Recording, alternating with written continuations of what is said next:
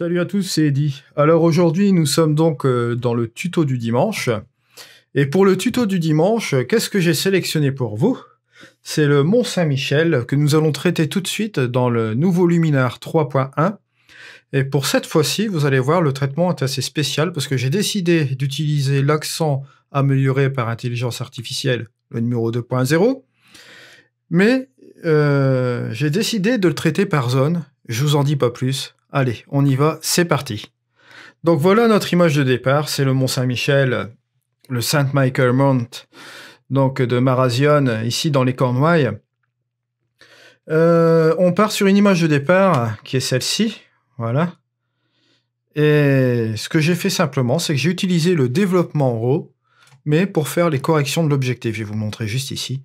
La distorsion, l'aberration chromatique et la suppression des franges. C'est tout ce que j'ai fait dans ce module de développement. Et j'ai ainsi utilisé le profil de caméra neutre. Comme ceci, je retrouve quelque chose d'assez fidèle à ce que j'ai repris cette soirée-là, lors de ce petit coucher de soleil à Marazion.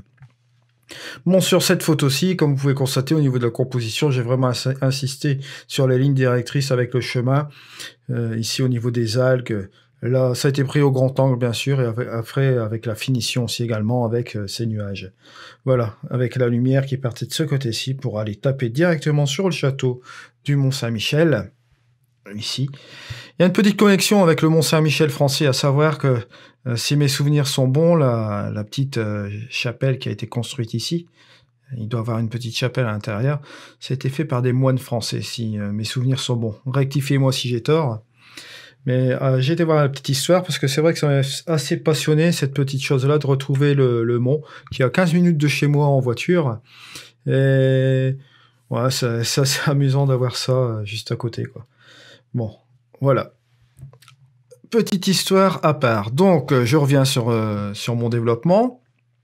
J'ai utilisé simplement donc le profil de caméra neutre et j'ai fait mes corrections d'objectif comme ceci, là, voilà.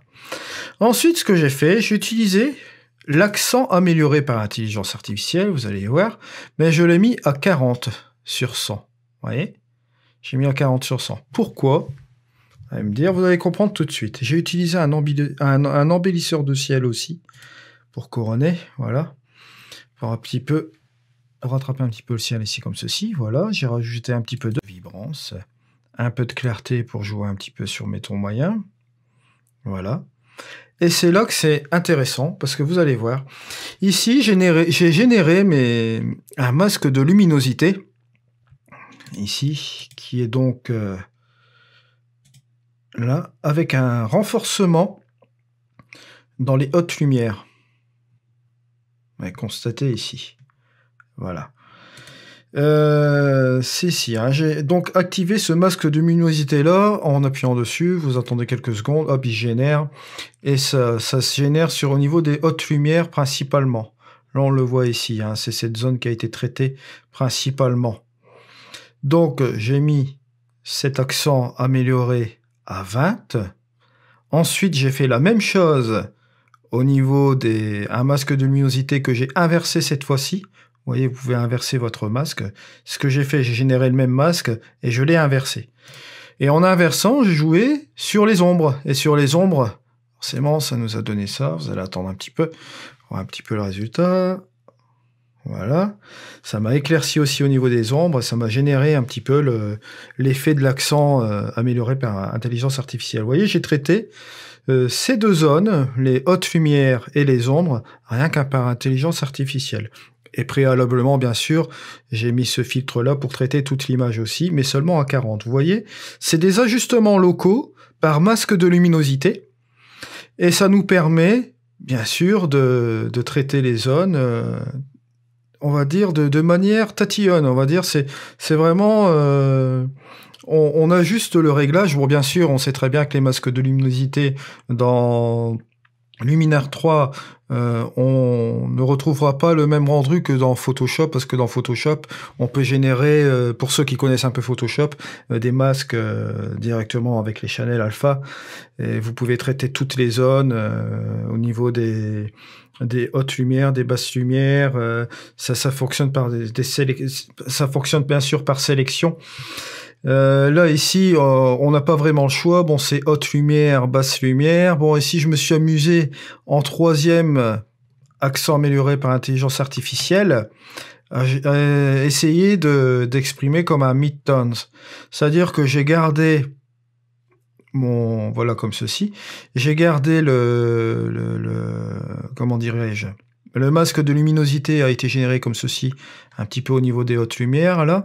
Ce que j'ai fait, j'ai été directement dans mon petit pinceau, je vais le montrer de suite.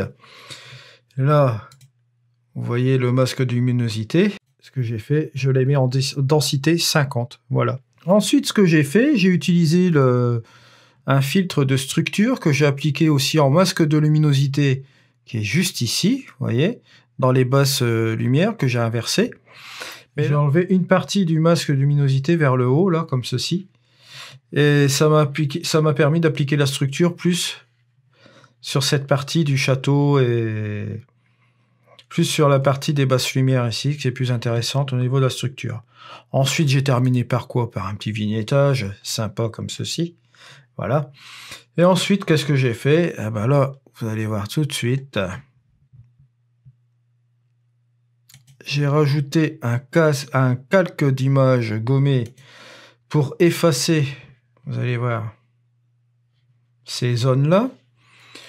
Et qu'est-ce que j'ai fait? J'ai utilisé également un tampon de duplication. Un tampon de duplication pour justement enlever ces petits patchs-là qu'il y avait. Donc j'ai reproduit un petit peu l'effet nuage, voilà, comme ceci. Ensuite, j'ai rajouté un calque de réglage pour faire mon renforcement au niveau de la netteté. Et j'ai même activé un masque de luminosité dans les basses lumières. Et j'ai effacé cette partie haute ici au niveau des nuages pour n'affecter que la netteté au niveau de cette partie-ci. Voilà. Et ensuite, mon nouveau calque de réglage qui est ici pour refaire le recadrage. Voilà. Donc, on arrive au résultat final. Le résultat final qui n'est pas trop mal par rapport au résultat du début.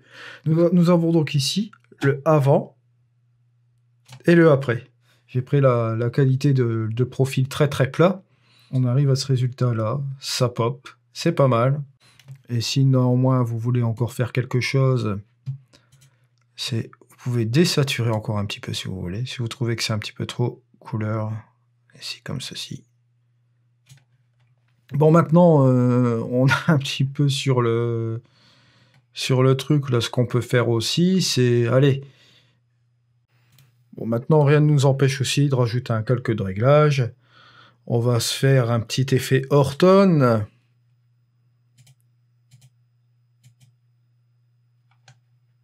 Je vais effacer bien sûr ça.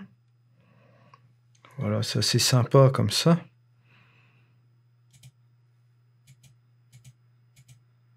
Voilà. Rien ne nous empêche d'aller chercher un multiplicateur comme ceci. Et bien sûr, l'opacité.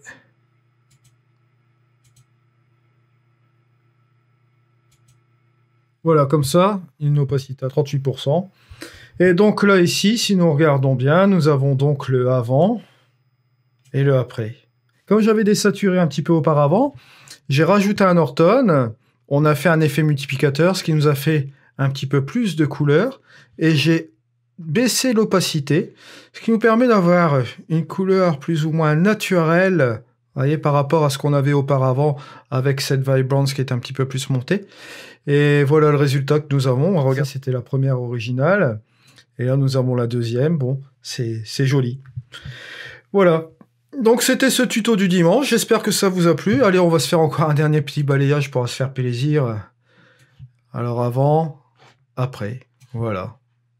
Allez, avant, après. Voilà, je vous souhaite un très très bon dimanche. Et on se retrouve bien sûr ce jeudi, n'oubliez pas, pour le reste de la formation des effets créatifs de Luminar 3. 3.1 maintenant, je devrais dire. Donc, ce que nous avons aussi après à traiter, c'est la partie professionnelle et la partie utilitaire. Donc, on va traiter la fin des filtres créatifs dès ce jeudi. Et après, on attaque le gros du sujet les professionnels et après les utilitaires. Je vous souhaite un bon dimanche et on se retrouve donc ce jeudi pour le nouveau tuto. Entre-temps, peut-être que je vous réserve une petite surprise. Allez, je vous laisse. A plus, c'était Eddy pour le tuto du dimanche sur Luminar 3.1.